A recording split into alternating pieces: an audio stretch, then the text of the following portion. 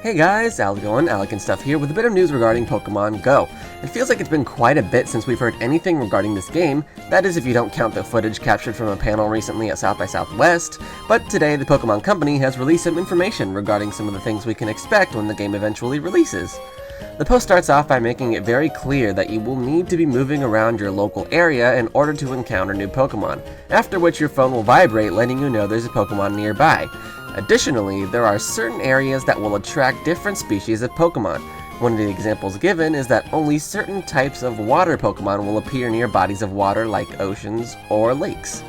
I consider this great news for the game as it almost mimics the way the Pokémon world is in the main series games.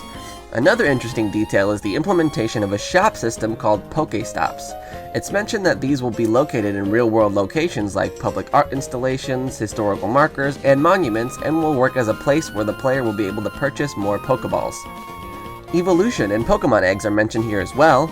Evolution is tied to the amount of times you capture a certain species of Pokemon. It's not explained in great detail, but the gist is that you catch a Pokemon enough times and you'll have the chance to evolve it.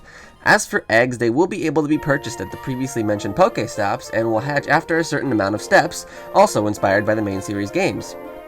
Next up, and perhaps the most interesting information of the bunch, is how gyms will work.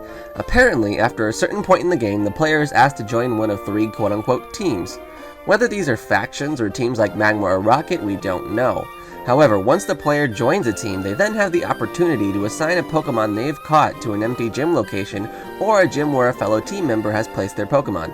Gyms will also be placed at real-world locations, and since the player can only place one of their Pokemon in a gym, it's going to be encouraged to work together with members of the same team in order to build up a strong defense.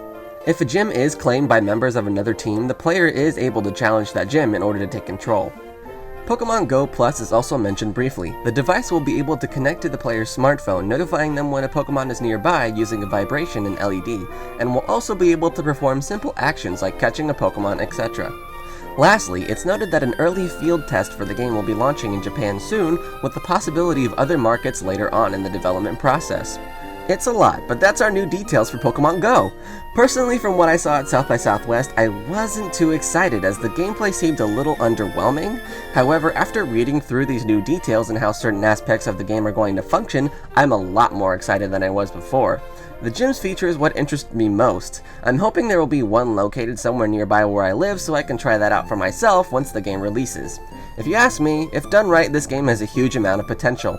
It has everything going for it from one of the largest install bases in the world, Android and iPhone devices, tons of hype already, and launching as free to play. If Pokemon GO ends up being good, it might not be so weird seeing people out and about with their smartphones trying to catch Pokemon in the wild. You can never have too much Pokemon. So, what do you guys think? Is Pokemon GO something that has potential? Will you be picking it up when it launches? Do you have any concerns about how it will turn out? Let me know in the comments, as I'd love to discuss with you guys. Anyways, that's about it for this video, and as always, I'm alecandstuff, and I will see you all in the next one. Bye-bye!